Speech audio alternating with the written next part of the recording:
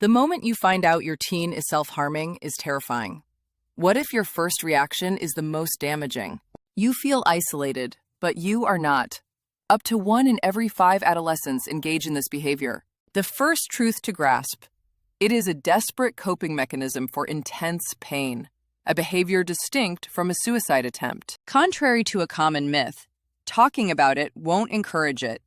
Open communication is the first step toward healing. In this guide, we'll show you the why, how to avoid mistakes, and a powerful treatment: intensive outpatient programs. So, what are the real signs?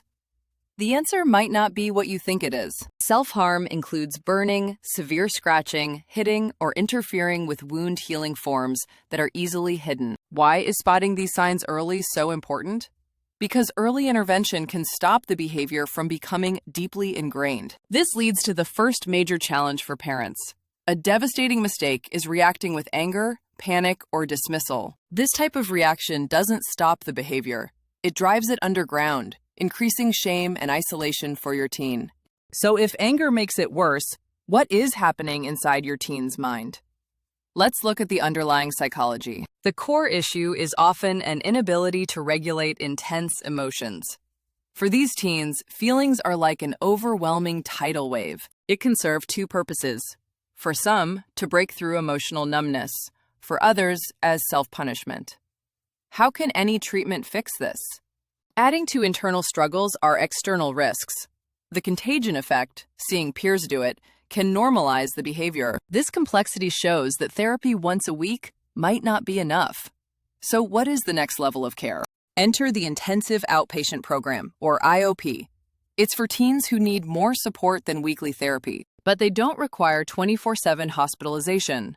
This allows them to live at home and practice new skills in the real world. A typical IOP involves multiple sessions per week, covering individual, group, and vital family therapy. This sounds structured, but what happens in these sessions that actually stops self-harm? The answer is building new skills. Remember the reason for self-harm: managing overwhelming emotions. IOPs directly counter this with therapies like DBT. Dialectical Behavior Therapy provides a toolkit of skills: mindfulness, distress tolerance, and emotion regulation. Beyond individual skills, group therapy shatters shame and isolation by showing teens they are not alone in their struggle. The path to recovery is not always a straight line.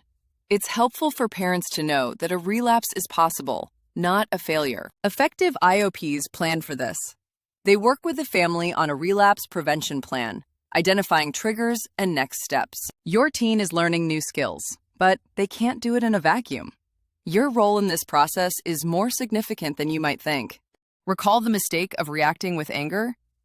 Family therapy in IOP addresses this. Your involvement is a key predictor of success. In family sessions, you learn to validate their emotions without validating the harm. You become a coach for their new DBT skills. IOP helps teens identify their specific triggers. This self-awareness is the foundation of their relapse prevention plan. The problem started with overwhelming emotions and no skills. The solution is a new skill set, a supportive setting, and an informed family. We've gone from the shock of discovery to a clear, evidence-based path forward. What does long-term success look like? Long-term outcomes for teens completing an IOP are promising, with better emotional regulation and a big drop in self-harm. Remember these takeaways. It's a coping mechanism. Your calm response matters. An IOP provides structure for real change. This path is challenging, but you are not powerless. You are giving your child the tools to build a life worth living. If you're concerned, your first step is to start a conversation. Then, research local IOPs that use DBT and involve the family. Healing is possible. Take the first step today.